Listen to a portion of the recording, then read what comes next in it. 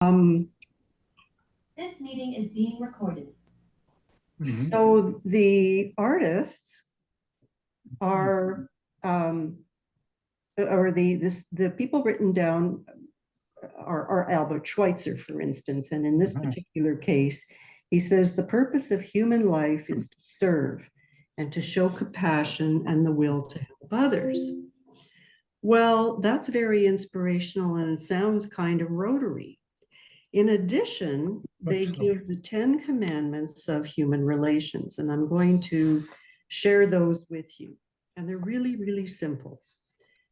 Speak to people, greet them, smile at people, call people by their name, be friendly and helpful, be cordial, be genuinely interested in people, be generous with praise and cautious with criticism, be considerate with the feelings of others, be alert to give service. What counts most in life is what we do for others. Add to this a good sense of humor, a big dose of patience, a dash of humility, and you will be rewarded manyfold. Thanks. Very good. Brilliant. I think you should send that to all of us. Well, you know, I was thinking just as everyone was chatting, these cards, why not make up some Rotary cards and put them around or around the room at our fundraiser with some of our principles? Yeah, Yeah. good idea. Good idea. Anyway, I'll bring that in so you can see it. Yeah. Okay. Excellent. Thank you. Thank you.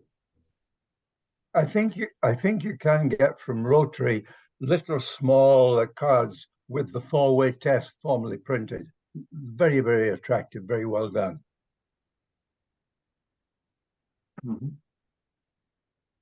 Good. Great.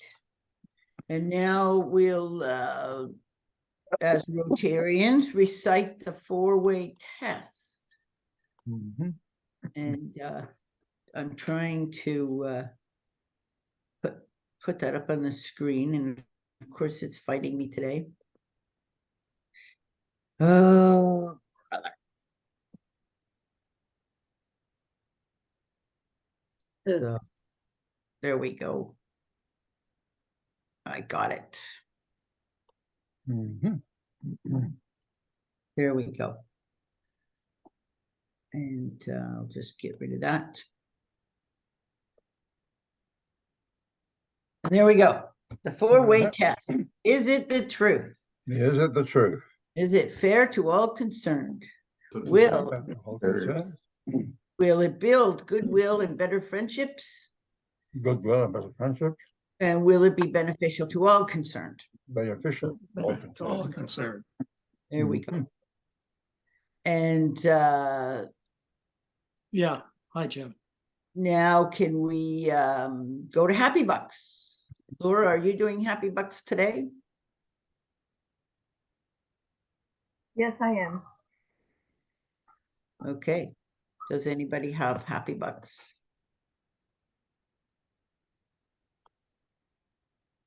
Don't everybody jump up all at once. Nobody's happy today? No. That's too bad. What are What- Happy Bucks?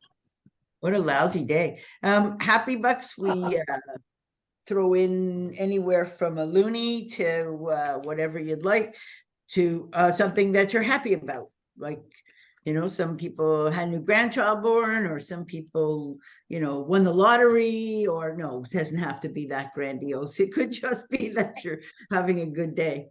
So that's what we do Happy Bucks for. But nobody's happy today, I guess. That's the way it goes. Oh, I can throw in a happy buck. Okay. How do I do it? Do I just We'll just record it and we'll send you a thing and you can e-transfer. Okay, sounds Can good. we get this off the screen, Dawn? I've still got your screen, I think, with the 4-way test. Yes. There you go. Still got it. Oh, all right. There you go. Okay, that's it. Okay. There, Yeah. mhm, We're all back. That's better. mhm. So I think Okay, there's al- hey, Don, I'll put in a happy buck for finally we got that off the screen. It's kinda- Okay, I take that personally, but that's okay. If it got a buck out of you, I'm okay. Anything for $1.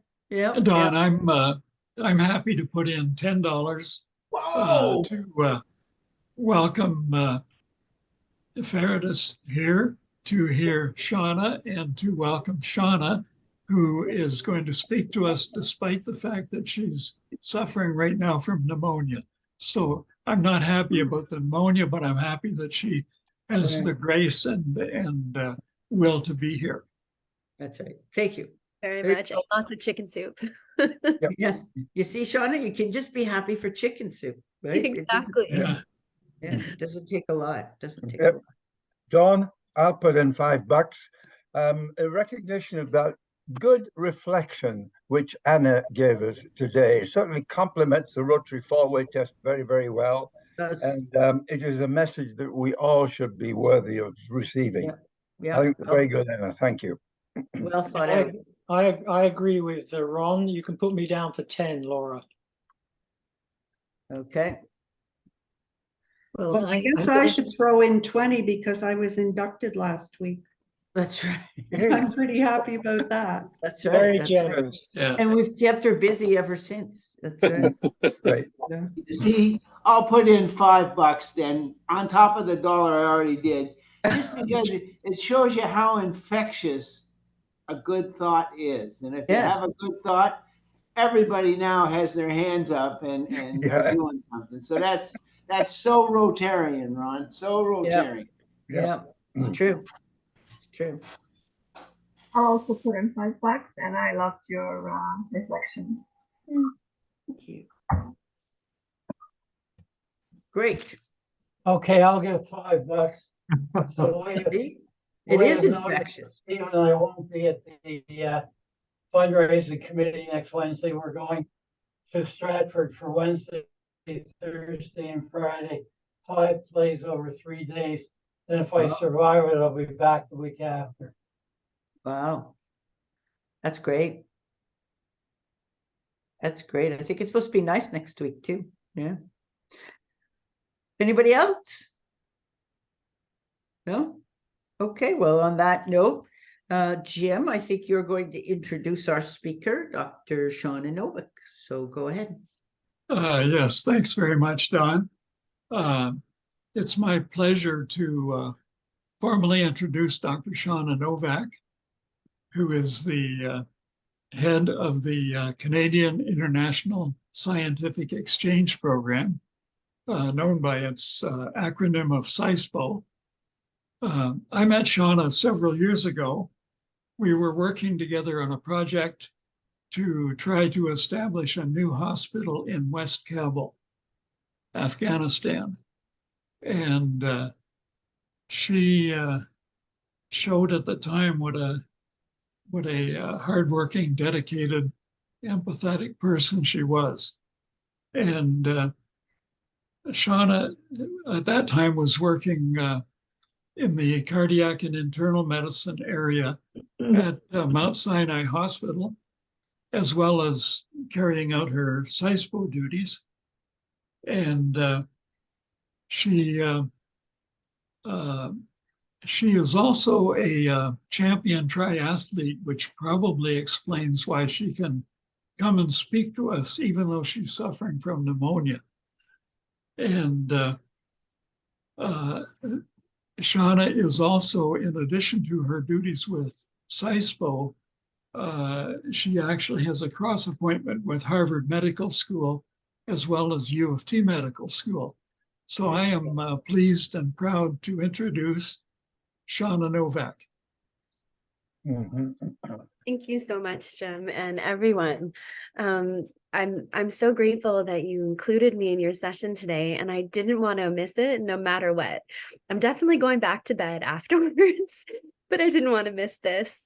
opportunity to be with all of you, and to have Faridus here is a real nice surprise and a treat. And I had just emailed her this morning, so it was a double pleasure to have her join us as well. What I really wanted to do today is I wanted to sort of reintroduce what SISAPO is a little bit, because many of you have never actually come across SISAPO before. Jim and I have worked together for quite a long time, as he just mentioned, the Afghan project, and I'm still very much involved with that, but it shifted because of the political situation in Afghanistan. So now we very much focus on individual capacity building. So we take a lot of medical students and trainees and women who are experiencing primary and secondary displacement in countries like Tajikistan, coming from Afghanistan, and providing support and career pathways so that they can contribute and reintegrate in a way that's really fulsome to both support their own families and also to help support their communities. And when the time is right, we'll be back there in Afghanistan for the health system strengthening piece. And we'll hope and pray that that's sooner rather than later. So SISAPO is all over the place. We're in 44 countries, but I have so many happy bucks to throw in besides the chicken soup. And one of those happy bucks is going to be because we just finished off a project, an incredible project, transformative, working with community health workers and midwives in both Israel and Palestine, and training them on a health system linkage piece to build their system up to provide antenatal care and sexual health and reproductive services locally. I'm going to tell you a little bit about that, but I don't want to get too much ahead of myself, and feel free also to stop me at any time. What I'm going to do now is I'm going to take you into a little bit of a presentation, and I won't really be able to see you, but I'm going to share my screen and pull this up and put it into presentation mode. Excellent. And you can all see that? Yep. Yep. Excellent. All right. So that little picture you see in that corner there is from the work that I was doing in the Hebron Governorate, which is in the West Bank, which is considered part of the Palestinian side across the Green Line. And it's area C of an area that's divided by 3 divisions, area A, area B, area C. So it's particularly lacking in resources. So I was there for a significant period, I think about 6-7 months, working in the field with these Bedouin communities last year. And it was a project that was funded by Global Affairs Canada. So exciting. But I'm going to tell you a little bit more about SISAPO first. So we use health as a bridge for peace building. And this is actually starting to gain steam, and it really makes me happy and excited too, because when SISAPO was founded back in the 1970s by Dr. Arnold Noyack, who was an otolaryngologist and my mentor. He was basically my Yoda. And he and I worked together for over 20 years, every single day in some capacity. And we were working in an area that was completely blue water. There was nobody else really working to bring together the idea of health and peace building and framing it as health diplomacy. So it was very novel. Now we're moving farther along the continuum, and the Lancet, which is a major journal, has released a new commission just last month called the Lancet Commission for Peaceful Societies and Gender Equity, and established some significant relationships between the two, which leads to the WHO creating the Global Health and Peace Building Initiative and Roadmap. So there's a lot going on in this area right now, but really, it's not so much about the idea as a whole and what happens at the higher level. It's about the people. It's about you and I. It's about everybody that we come across on a daily basis having a role in this and being affected by everything that we're able to do in order to build social capital, but not just about social capital. It's about establishing the right to health and about preserving that in a really robust and tangible way. and about integrating that with gender equity as well. Because if you don't have gender equity, then you lose autonomy and you lose agency and you lose the ability that those are all the distal factors, the structural factors that then affect or create these proximal barriers to access to education, access to bank accounts, access to the financial levers of society. And so all of these pieces are tied together, and this is what SISPO does. So what I want to do with this is introduce this model, which I'm doing right now, and then I want to share a little story with you about this midwife and community health worker project. And then we'll have some questions, and I'm hoping that we'll have a little bit of time for discussion, because it's such great work. And I'm so excited to share it with you. And there's so much more to it. But I felt that given that we only have about half an hour, I want to really be able to get into what we're doing, and covering everything is too broad. So maybe if I'm lucky, you'll invite me back and I'll talk about some of our other projects. So this is how we work. We have a 2-level model. And so we have the project level model, which is very, very specific. So that may be, as Jim was mentioning, the project to build a hospital in Afghanistan for emergency care that would actually be able to integrate outreach with a hub and spoke model to rural areas of Afghanistan that don't have internet, that don't have really proper infrastructure to be able to travel safely to reach hospitals. That would be a very project specific around right to health and gender equity type effort. And then at the meta level, what happens when you're developing projects like this and you're bringing in all these different stakeholders, whether those are stakeholders at the community level, or whether there's stakeholders at the governmental level, or academic institutions, or hospitals, so healthcare institutions, it all leads to this not just knowledge exchange, but the relationship building. And then mutual development happens. So the Afghanistan project was tied together with other countries as well that were able to transfer the concept and the idea and implement it. And other projects do the same thing, where we want to connect all these little dots. And when we connect all the dots, you get a synthesis of all these different small projects and the relationship building and the mutual development and the knowledge exchange happening. And it is transformative, absolutely transformative. It's about looking at something as not just an isolated event. Taking that universal human right for access to healthcare, for gender equity, all those universal human rights, and embedding them and enforcing the idea that no one is alone. And also enforcing the idea that nobody can do anything without integrating the voices of those who are in the communities that we work in and co-creating together. That is the most significant piece of what we do. We don't do anything without tying it together with localization. The idea of nothing about us without us must be a central piece. And so that's what we do. This is just a picture. It's one of my favorites, so I wanted to throw it in. We have a program, a beautiful one, called the International Pediatric Emergency Medicine Program. It's a brilliant example of how this type of work takes effect, where we have a very specific project. And that is, pediatric emergency medicine in this case, where medical students from Israel, Palestine, Jordan, and Canada, and we've now expanded it. So we're including Egypt, and we're including the United States, and we're including other countries within the MENA region. That then come together ostensibly to be able to study pediatric emergency medicine at one of the best hospitals, not just Mount Sinai, but also Sick Children's Hospital. And also we integrate McMaster for a simulation center. So we have 2 simulation centers, McMaster and U of T. And by the end of this program, nobody wants to leave. Everybody's in tears. They're hugging each other, and because when they come, they're terrified of each other.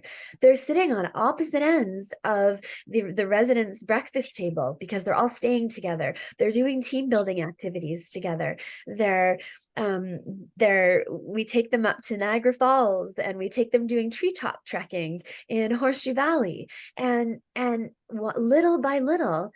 At the same time, we're teaching them how to do how to have critical conversations. So how to have difficult conversations that explore the narrative of the other. And we're teaching them these skills on how to relate to each other as young professionals.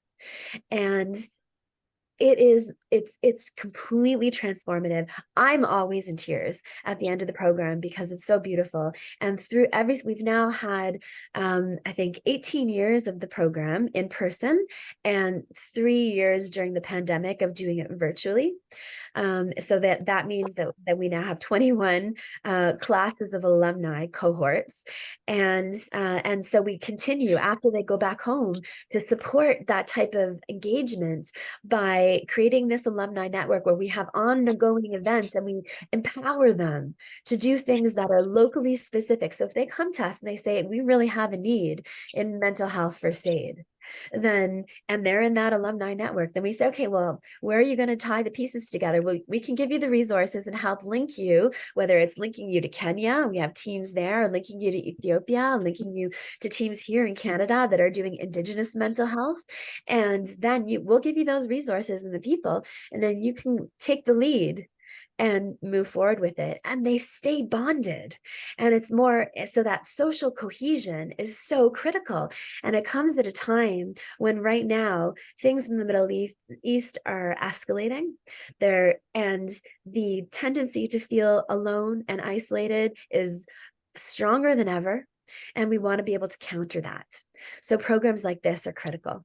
And that's why this year, now that we've moved a little bit farther along in the pandemic, we've decided to relaunch the in-person program for July of 2024. So we're going to have another cohort come back for the first time since the beginning of the pandemic, which is very exciting.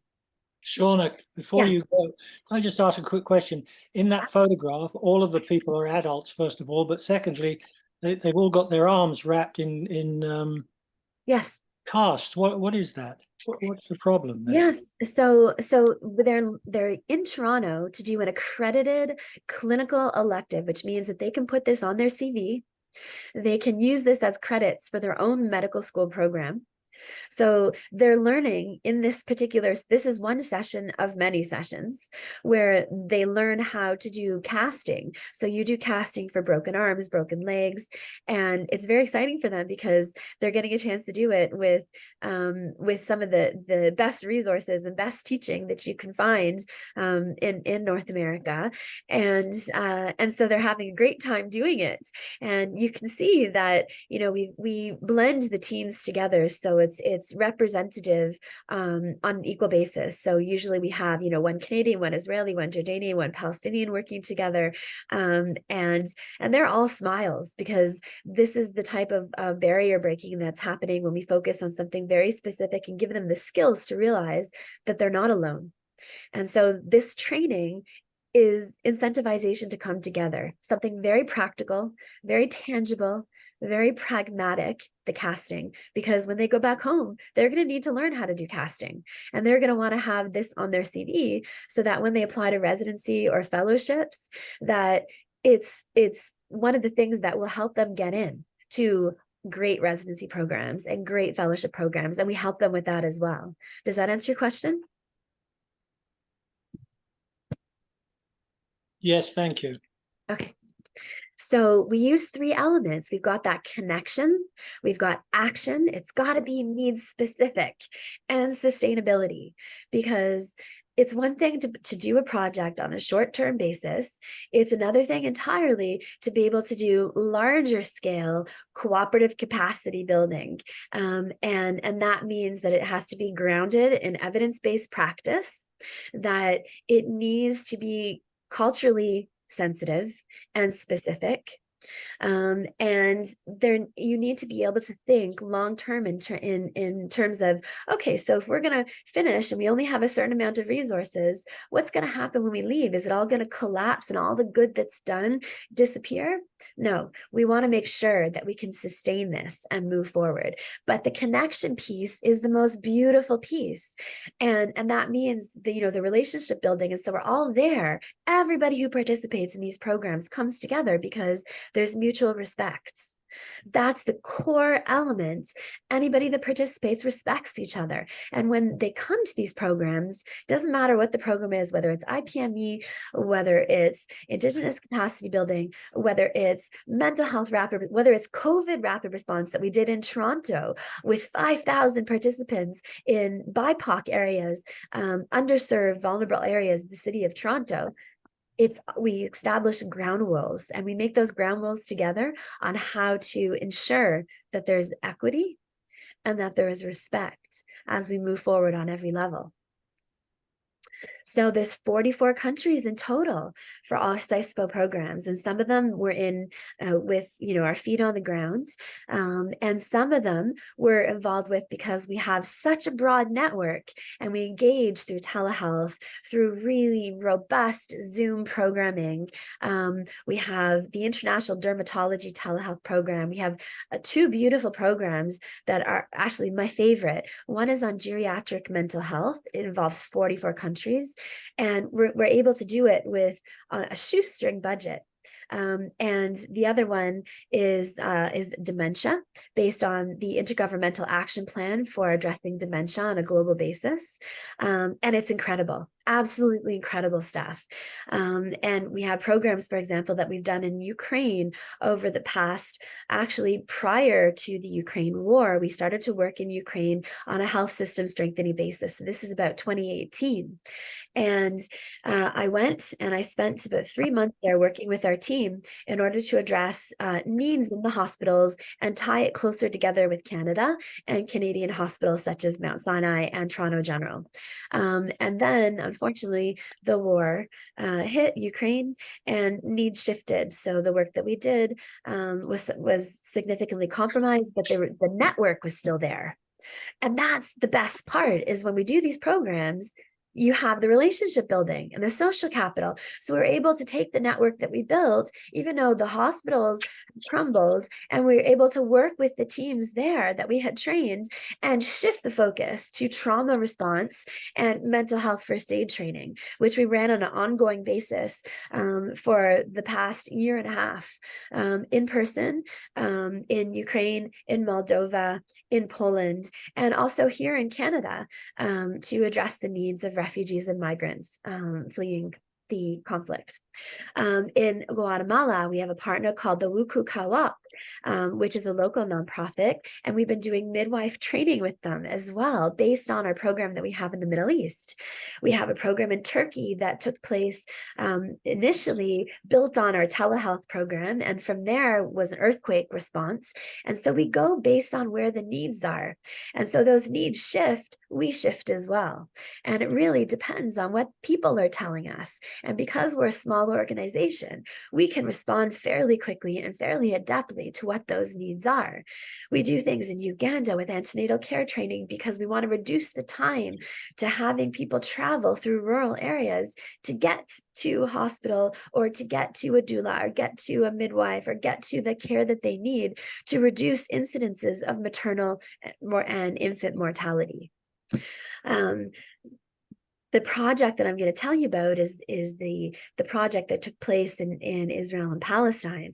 But all of these programs I'm equally proud of. The only reason I'm going to tell you a little bit more about the one with the midwives from the rural Bedouin communities is because it's the most recent that I just finished wrapping up, and so I figured that it's a good time to really share something that I'm looking at transitioning forward.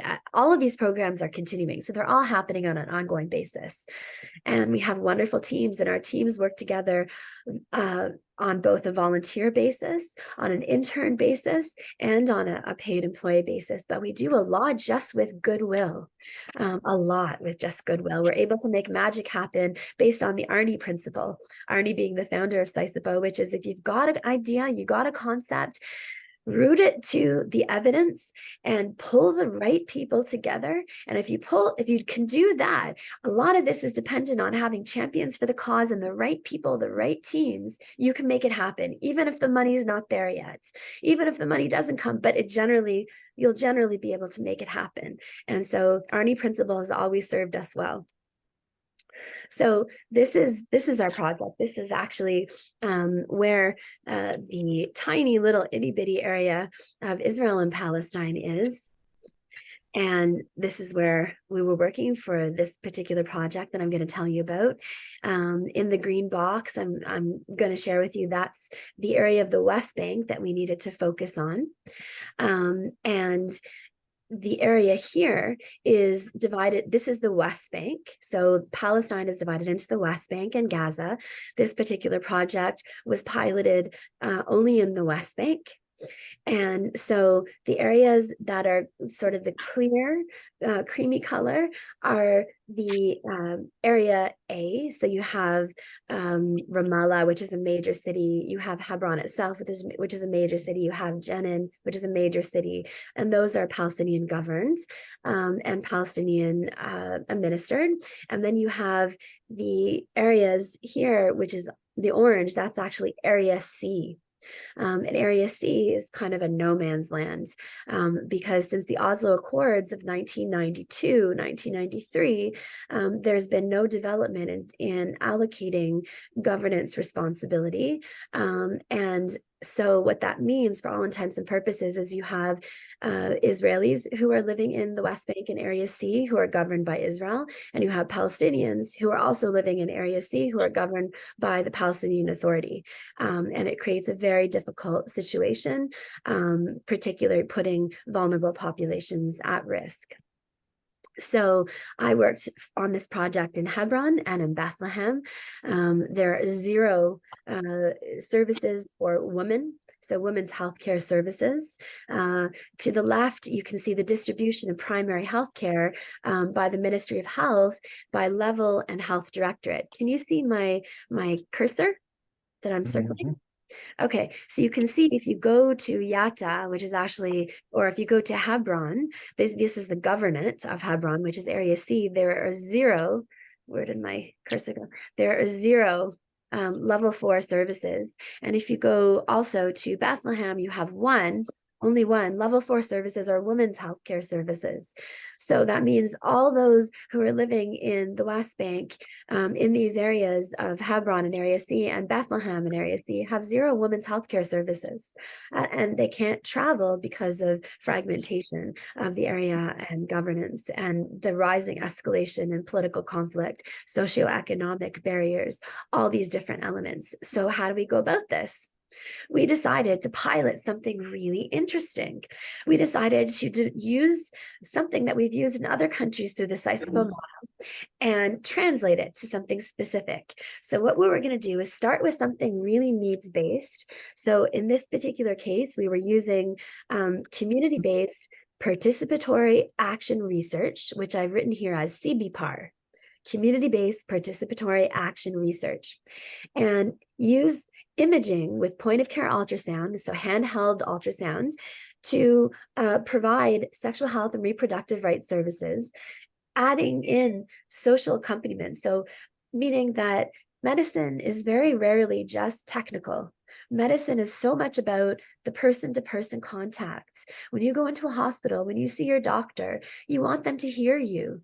And not just the doctor. You're working with nurses, and you're working with social workers, and you're working with pharmacists. And in this case, they're working with midwives and community health workers that can provide that personal touch, that can help them navigate their way through the system.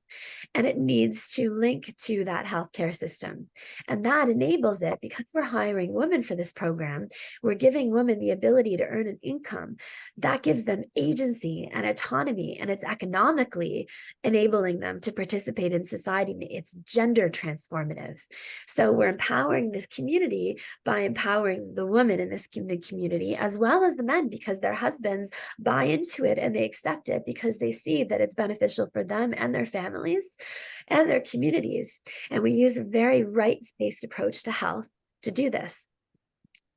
So in this particular project, we had an intervention where we taught the community health workers and midwives, 20 of them, how to do point-of-care ultrasound. And we piloted it in 6 different sites. All of these sites had 0 access to women's healthcare. And they also had a large number of women who were unemployed, but just because they're unemployed didn't mean they didn't want to do something. These are women with energy. These are women with passion. These are women who want to engage but feel restricted because of the social barriers, the economic barriers, the political barriers. So we brought them in and we created an opportunity for them to engage with each other.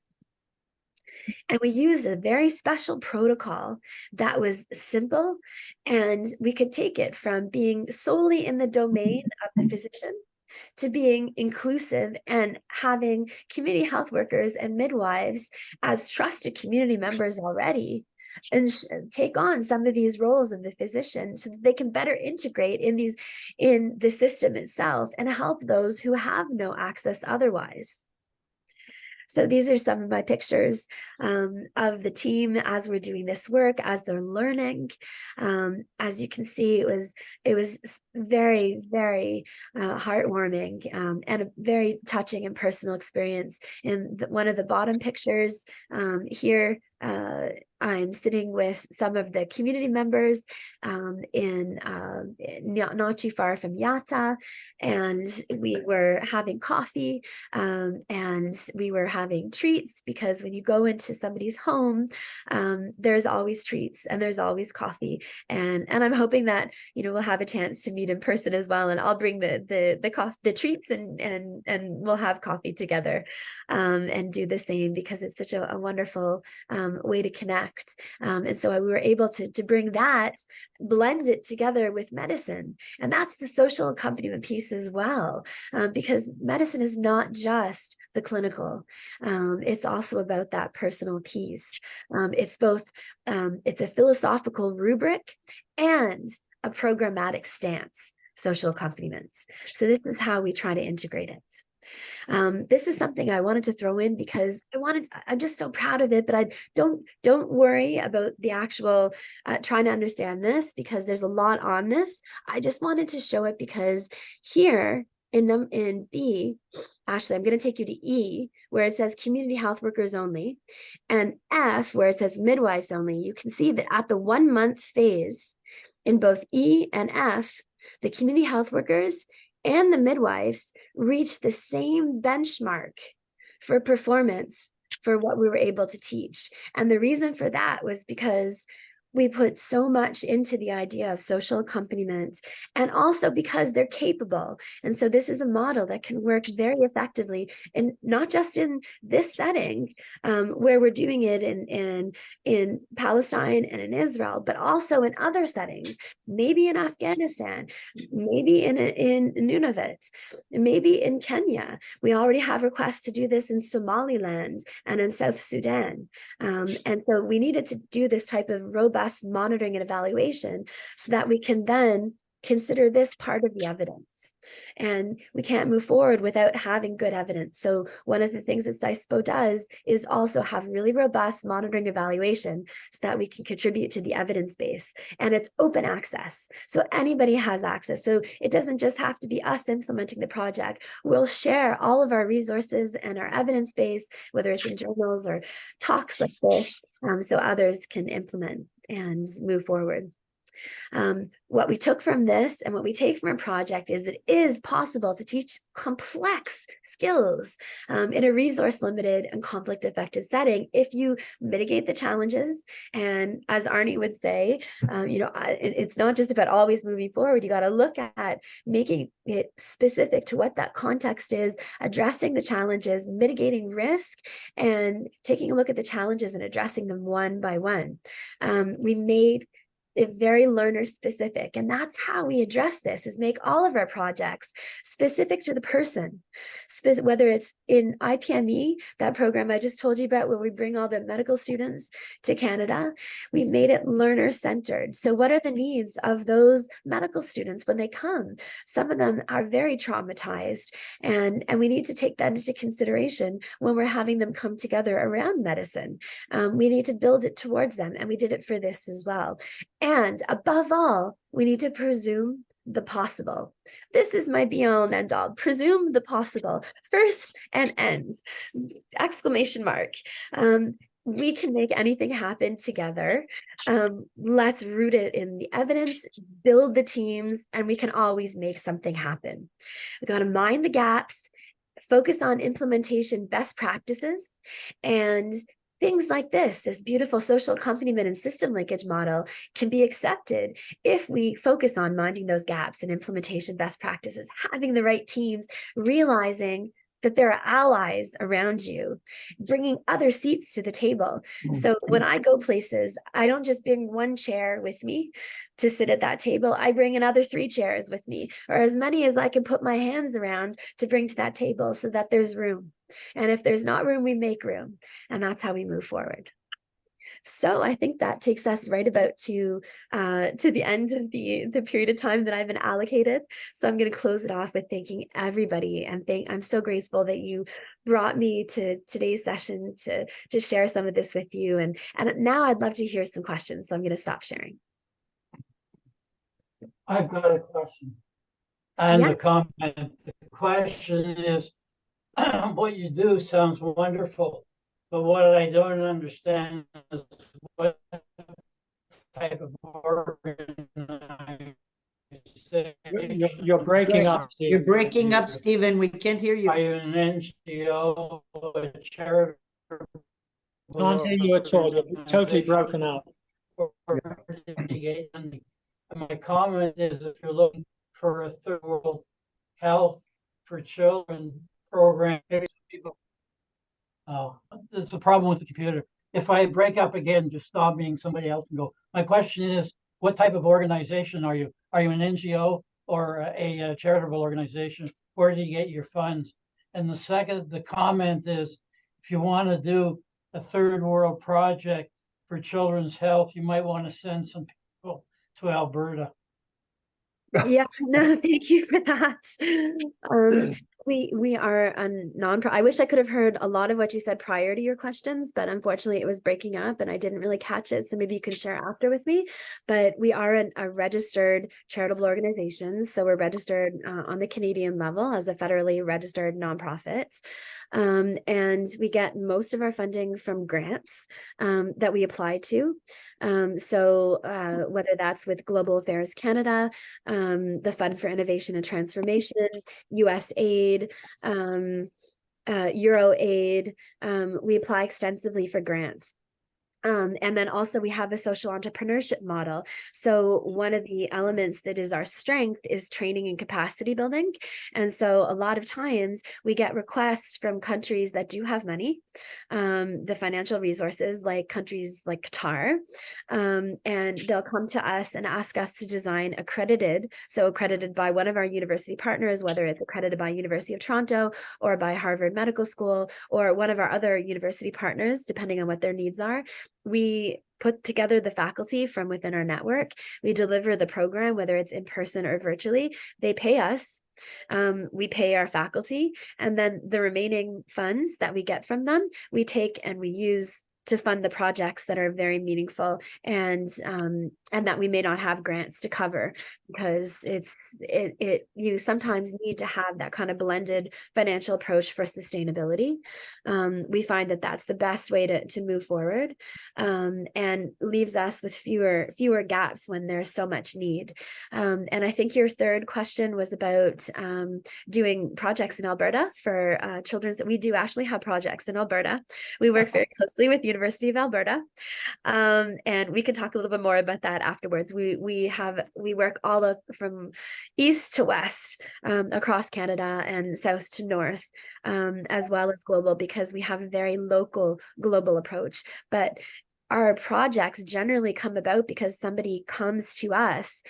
We don't like to impose the need or impose the idea. It's all about, when we do community-based participatory action research, that's about co-creating with communities. It's about the needs being presented and then figuring out, okay, well, these are the resources. Let's figure out how to move forward, whether it's in Somaliland or South Sudan or Alberta. Yeah, answer the question. I have a question, Dawn, of Sean, if I might. Sure. First of all, let me compliment Jim on persuading you to come to speak to Sean. It was a very, very good presentation. Within the Rotary world, there are Rotarians in almost 200 countries. And there's two significant groups. One is a group of maternal and child health. they're also the International Fellowship of Healthcare Professionals, who are in the field and will be delighted to provide local resources to work with you and your team. Those people live in the community, they're part of the community, want to help the community. So the question I have is, why are you not a Rotarian?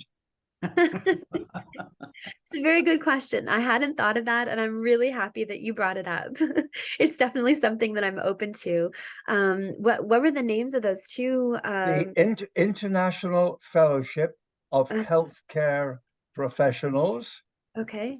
And the other is the Maternal and Child Health Program. Excellent. Global. Okay. They have members around the globe, and I'm personally working with the International Fellowship of Healthcare Professionals on a number of WASH in healthcare programs in the developing world, particularly in Uganda and in Mali and also in India. Wonderful. Sounds like excellent work. Maybe you could send me some more information. I will indeed. If Jim can give me your email address, we'll follow this, and I'll assume that Jim will talk to you about becoming a Rotarian. Thanks again, Shauna. Very, very interesting. My pleasure. Thank you for your kind words. Any other questions? I know we're at 1:05. I don't know how many people have to rush off.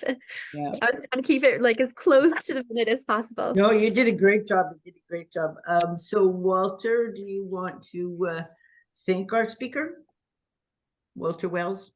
Oh, I'm also very, very happy if you go home tonight. Well, some of you are at home, but if you spend some time thinking tonight on what we just shared today and what we just talked about, and you have questions that pop into your mind, whether it's today, tomorrow, next week, next month, next year, please email me, reach out, give me a call. I'd love to talk about it. I welcome your thoughts and ideas and connecting further. Great. well, Shauna, thank you. Thank you from all of us, both here, all of us on Zoom. What a wonderful organization you have, and how fortunate is CISAPO to have you and your infectious enthusiasm in charge. The CISAPO is an amazing, effective organization. You're staffed by highly qualified, dedicated people who undertake to remediate areas of the world's greatest conflicts. Well, it's a known fact that doctors put healthcare way above conflicts, and CISAPO is a paradigm for doing that.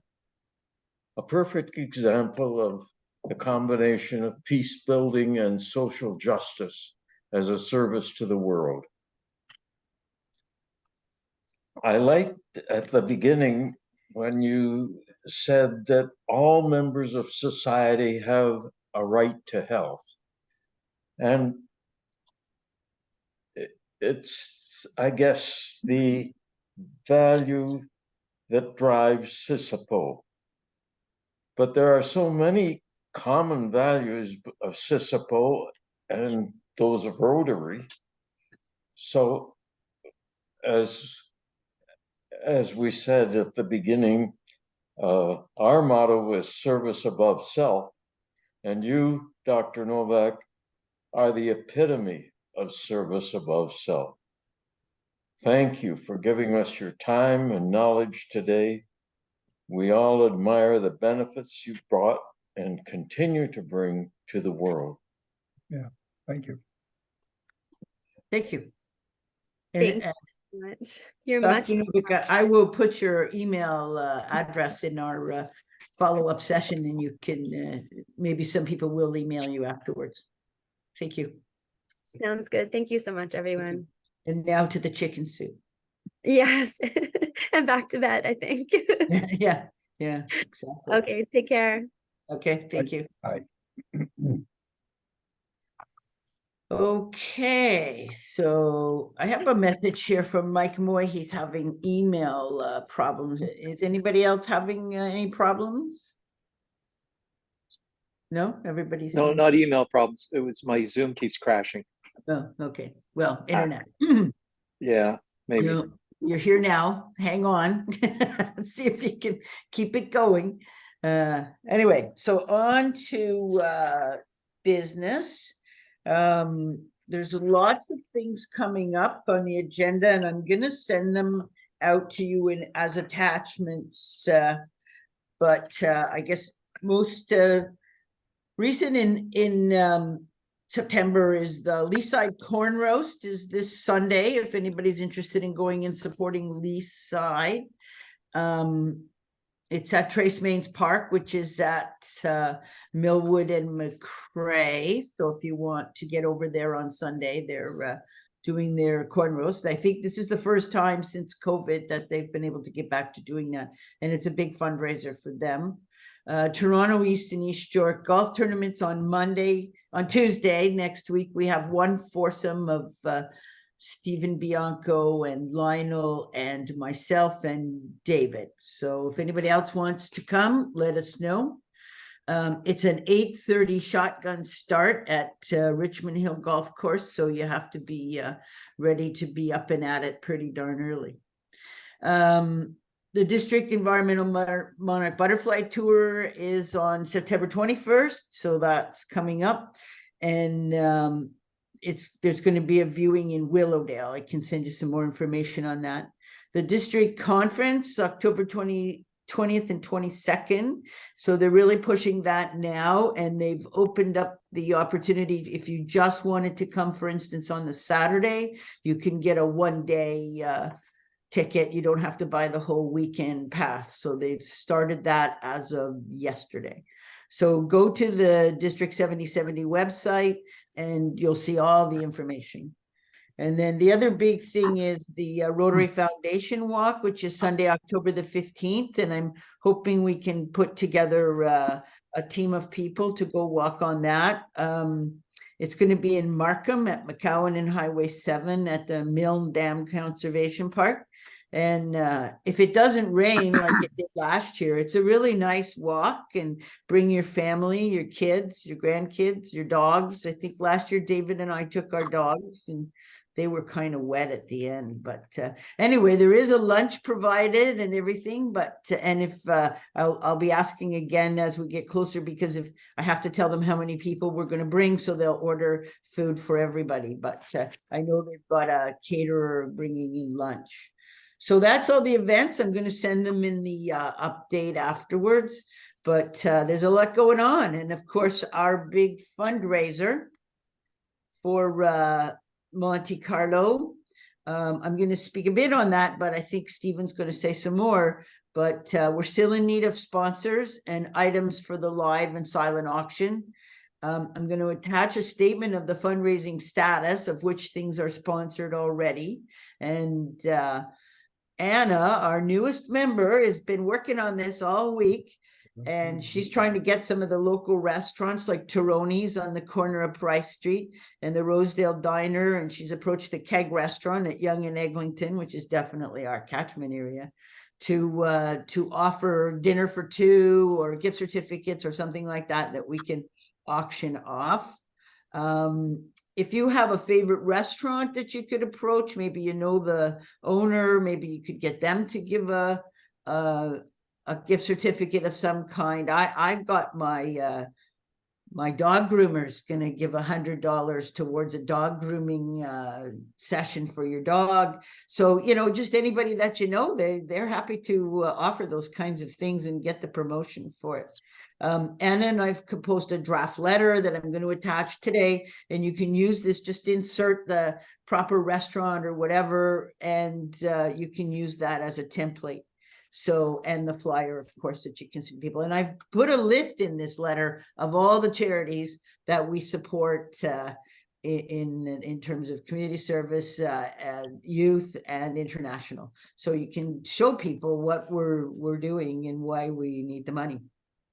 Okay, so that's my advertisement. Now let's go to Josefa, because it's community services time to report, and then we'll hear from Stephen again. Go for it, Josefa. All right. You can hear me? Yes. Yep. Excellent. So on October 24th, we delivered Dawn delivered a full carload of items to Fred Victor to Margaret Jones, who's the Housing Partnerships and Tenancy Management Lead, with a generous contribution from Sandy Loudon as he is downsizing. The committee was able to send twice as many items as usual. And there are photos with this that I will be sending to Sarah that we'll be putting out on social media. Nellie's on Wednesday, September 6th, we delivered a check, and a big check, to 7,500 to Nellie's for their new training program, the Food Handlers and Workplace Hazardous Materials Information System. Once completed, the program will put women who are current Nellie's clients in a more employable position and increase their opportunity to secure employment as line cooks, prep cooks, restaurant and shelter servers, kitchen assistants, daycare, housekeeper, food service reps, and dietary aides. And the sandwich program with the Good Shepherd had its first delivery on Monday, September 11th, thanks to everyone who contributed. I wrote down the numbers last night because we had our committee meeting. 92 sandwiches, 3 dozen brownies, 4 dozen oatmeal cookies, and fruit were delivered. And just as a little heads up, in the upcoming weeks, we'll have announcements for New Circle's clothing donations, which will start in November, and Walter Sotka, I'm sure, will have Out of the Cold announcements upcoming. Yeah. And that's it for me. Okay, great. I thought, yes. Stephen, you have Right. Okay. Yeah. I mean, you've covered off a lot of the things I was going to mention, so I'll just recap a couple of them. And first of all, let me talk about sponsorships. We're up to 9,500, which is not bad. It's sort of just under halfway of where we'd like to get to.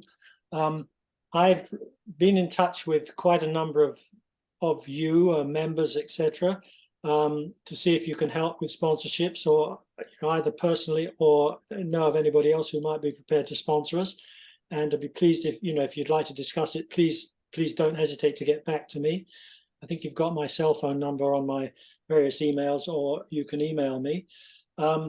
The auction items, we are making some good progress on that.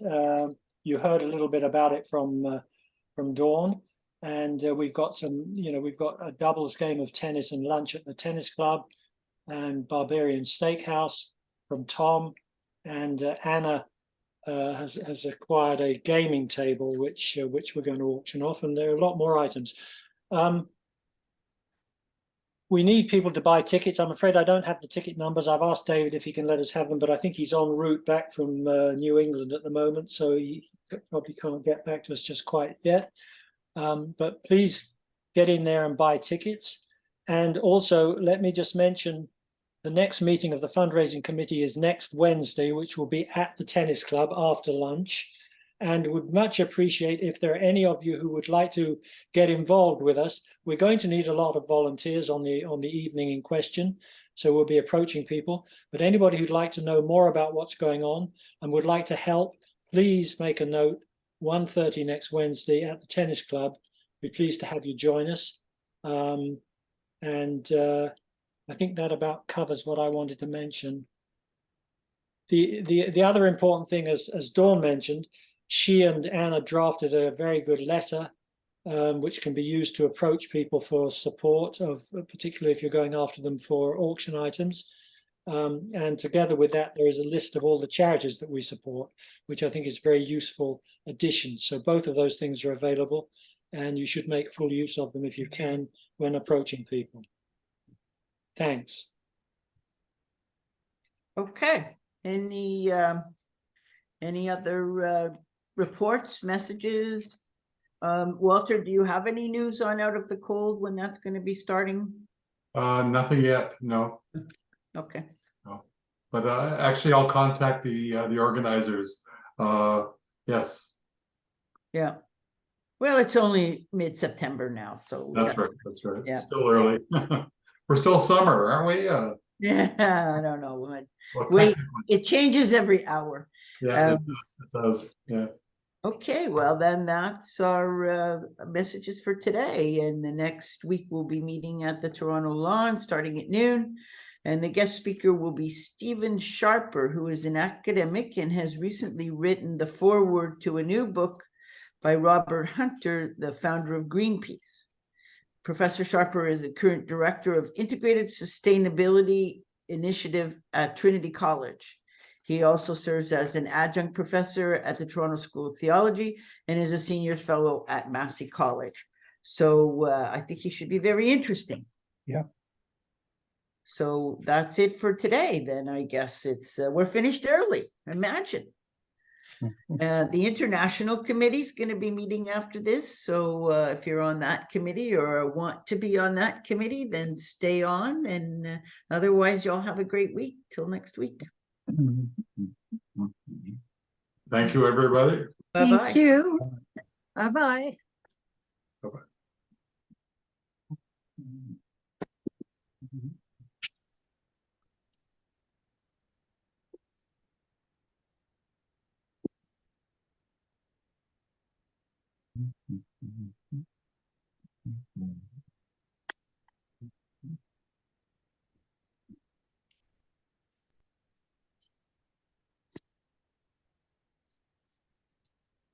Hi, everyone. I'm happy to welcome you to the International Service Committee.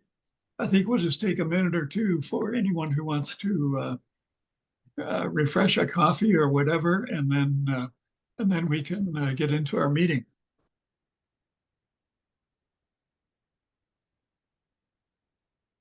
Thank you for the speaker, Jim. It was great information.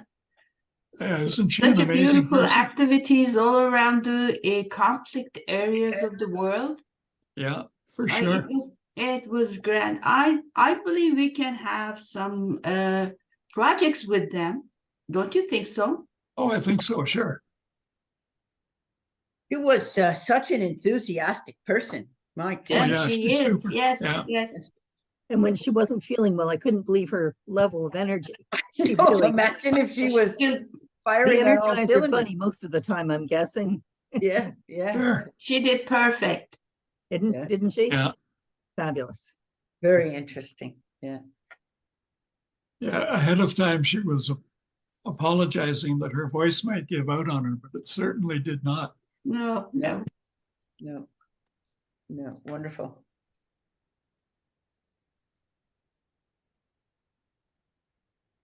An amazing find, Jim. Really fantastic. Brilliant young woman. I mean, I don't know how she's got time to do everything. Yeah. She didn't talk about cardiology at Mount Sinai. I don't know how she's got time for that as well on top of everything else. Yeah, she's actually not doing clinical work right now. So she's not, not working as a doctor at Mount Sinai, apart from doing all the project involvement that she talked about. But she lives here in Toronto, does she? Yes. And could you follow through, Jim, to see if she'd be interested in becoming a Rotarian? Oh, absolutely, I will, for sure. Yeah. I do wonder She's the kind of powerhouse we need in the club. Oh, Yes. exactly. Yes. Yeah, for sure.